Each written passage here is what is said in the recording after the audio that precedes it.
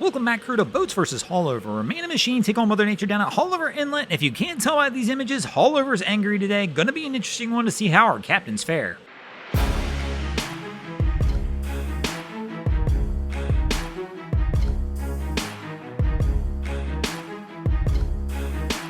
And this is going to bring us to the first round of our contest, and here in the first round we're going to have an inflatable stepping into the ring, but this is a unique one. This is a Bernico, and it's going to go ahead and try to battle with Haulover, and man, it is a rough day.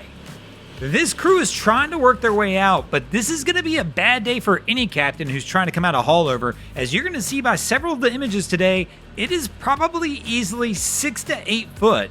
Especially once you get outside the mouth of Haulover. For example, this crew, I bet there's times as they're going out, we're going to almost lose the T-top on this boat where they're going down into the trough of the waves. But the crew's taking it easy. There's no choice.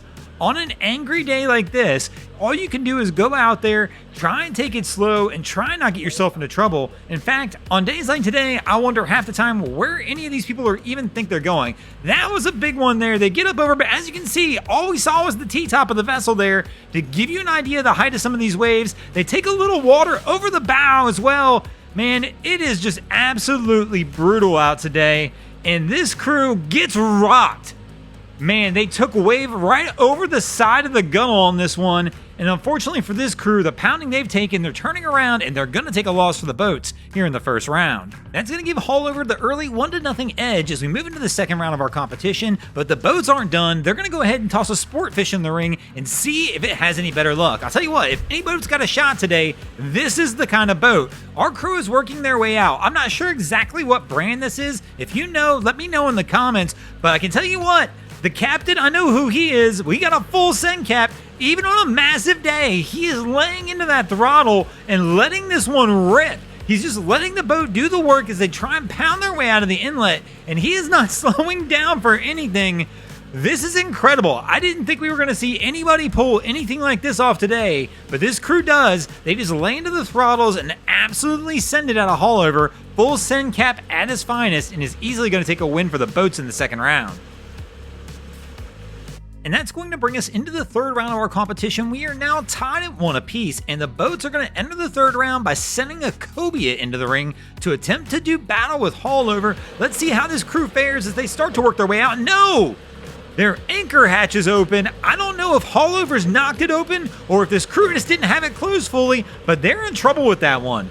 It is too rough for this crew to slow down to try and get it secured. They've got to make their way through Haulover, get outside of these big rollers as we see here, before they can even come close to attempting to get this one done. They are taking an absolute pounding as they work their way out, and unfortunately for this crew, Haulover's going to throw them off their game, and I'm actually going to go ahead and give Haulover the win in that round. And that's going to give Haulover a 2-1 edge as we move in the fourth round of our contest.